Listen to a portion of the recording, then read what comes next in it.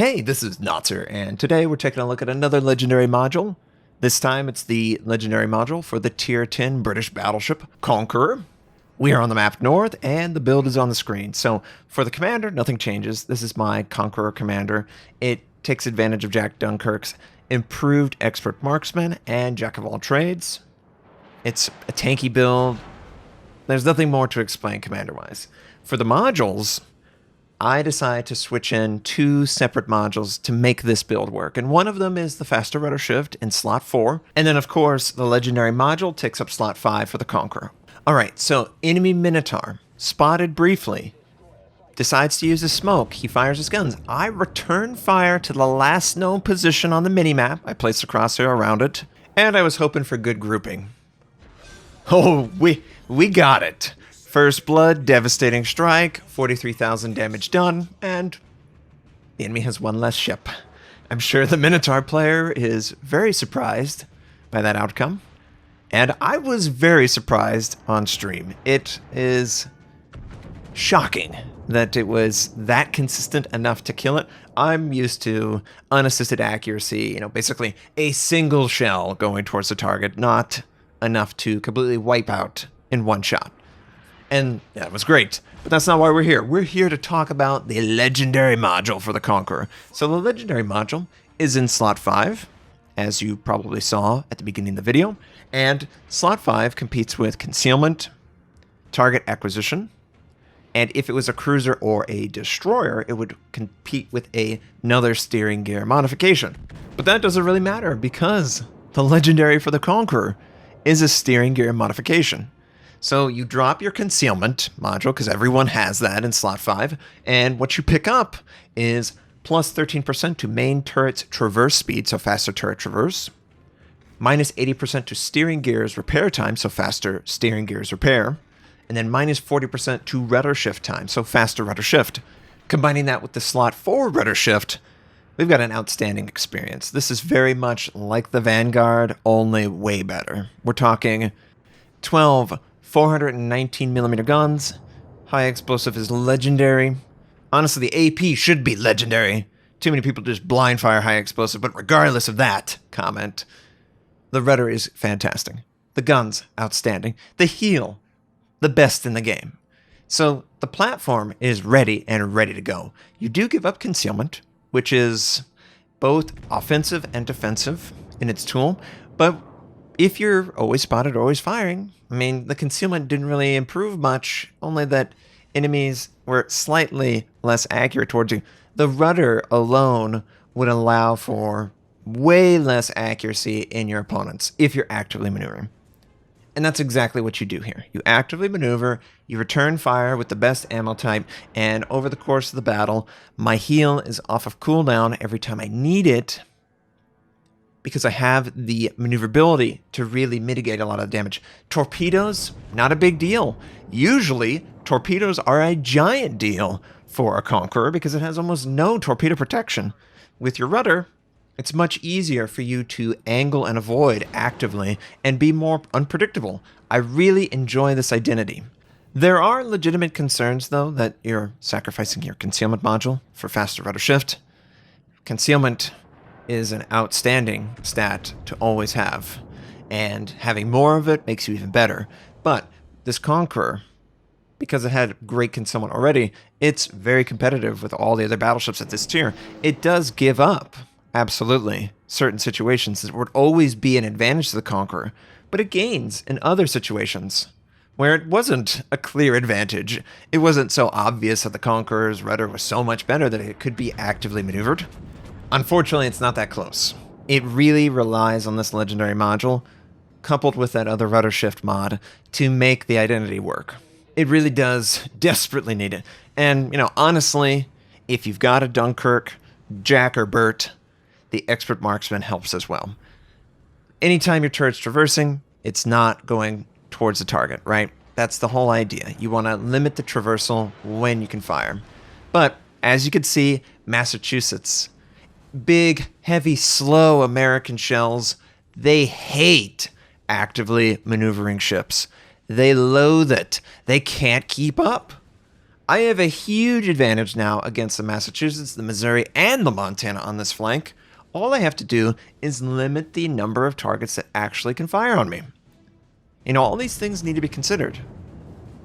Ships like the French battleships, or, you know, super high gun velocity Soviet cruisers, they're going to be a little more comfortable with a actively maneuvering ship, but it still requires that they put effort towards it. Now, Montana's pumping in some good salvos into my ship. I am considering, you know, I was trying to get a broadside as he was leaving the safety of the island, but I really wanted to stall him down and force him to take damage. And we fire a ton of AP, big salvo. AP's good. It's really good. The enemy takes a torpedo, and I assume that he had to use damage control. So in my assumption, I wanted to introduce another element to it. High explosive. Now, my AP shell did great, but high explosive with fire sticking on the ship sounds pretty good. So what I try and do is I time out the 20 or 30 seconds, and I try and spread it around the ship. And, of course, we get super Notser RNG on the fire chance. You know, it's only a paltry, like, 35%. Can't have nice things, you know. It's just the way the game likes to laugh at me with that RNG. But a friendly was able to follow up with another torpedo, and he is flooding. So this should also add more dot damage if we are not as unfortunate as we were before. Okay, there we go. Another fire, and now it's really bad for this guy. He's got to wait out probably 30 seconds, and he doesn't have 30 seconds to live. However, this is also really bad for me. Look at all the incoming enemy aircraft, bunch of enemies, and I'm like, you know what? I think I'm going to take advantage of this, and I'm going to hide. I'm not going to fire, and I'm going to try and escape, and I'm trying to take advantage of the rudder. Clearly, I'm trying to take advantage of the rudder. And because I'm sort of hiding, I switch to AP. I'm using Expert Loader, and I'm trying to take advantage of one of these enemies who might show their side. But we are definitely in trouble, and I definitely need to continue going forward. Now, you'll note that my rudder is full to the max all the way starboard. And I want to wait until the very last second before I exit this and decide to fire. So I decide to fire, and I'm trying to keep my rudder at full max while accelerating out of there. Was kind of disappointed in that. We had 6 penetrations for only 4,000 damage. What was that? Regardless, we've got to get the hell out of here. We're still at max rudder. Still at max rudder. Absolutely still at max rudder. And all of a sudden, we don't have any rudder at all. And I can't fire my gun. Look at my ping in the top left corner. It's spiked up there. This is a live video of exactly what I experienced. This isn't a replay. I hope you guys have recognized that over the course of my time creating. What an unfortunate turn of events. The lag hit me just when I was basically going to get through, and what ends up happening, I'm just taking a ton of damage. It was so unfortunate, the timing on that, but we're going to try and get out. We're going to take tons of torpedo damage and preemptively use damage control, and I really want to get the hell out of here. Please don't kill me. Please don't kill me. I have sustained far more damage than I ever should have, but we're still alive. We're still alive. It sucks, but as long as my ship is still floating, I'm still at full fighting force. And we have this enemy Yamato who's showing a perfect broadside, and oh, I've got AP loaded, baby. So fire at the waterline. Looking for a big salvo. 8100's good, but it could have been better. Unfortunately, 3 over pen, and I'm just trying to survive long enough, and it doesn't look good. I wanted to kill this guy before he could do damage to me. Of course, he gets a fire. And do we do it this time? Yes. We kill Yamato. Really unfortunate. Absolutely one of the most unfortunate moments of the game when my Internet decided to lag there. But regardless, that active maneuvering is very appealing to me. It's something different. Battleships don't really do that. And I find that, yes, it requires more actions from the player. Therefore, if you are not as comfortable with the mechanics, it's going to be harder to perform as well as you see in some of these videos. But it's fun. It's something different. It's something that the battleships don't have normally, and it's something that's really rewarding. You really do see the return on your skill investment. The time that you improve your maneuvering and your consistency whenever you're trying to gauge the angle that the enemy might exploit on your ship, it just allows you to feel more in control. And I love that. I love feeling like I'm in control of my destiny, and I like that about the Legendary module. Now, is it something that you absolutely have to? It is the only module that's competitive. No. It's something completely different, though. And different is also very good, especially on a ship where it's a tier 10. It took a really long time for you to get up there, probably. It's cool to have a completely separate identity that only requires one module swap out. So anytime you feel like, oh, I want to go back to a fully concealed, super heavy cruiser, that's cool, that's fine. Or you could just decide to be a little bit more actively maneuvering, give up some of your concealment, and go the route of the Legendary. I'm far more excited about this Legendary than the Montana Legendary, the Worcester Legendary, the Kaba. Those ones, they're either completely useless or there's no valid use case. Like, concealment module is just better for those. But it's not as clear-cut for the Conqueror, and I like that. I really appreciate this Legendary, and I was really excited to share it. Since the Legendary was introduced, I play the Conqueror far more than I ever have played. The Conqueror was my least played battleship at tier 10, just not my jam. Spamming high explosive just isn't appealing to me.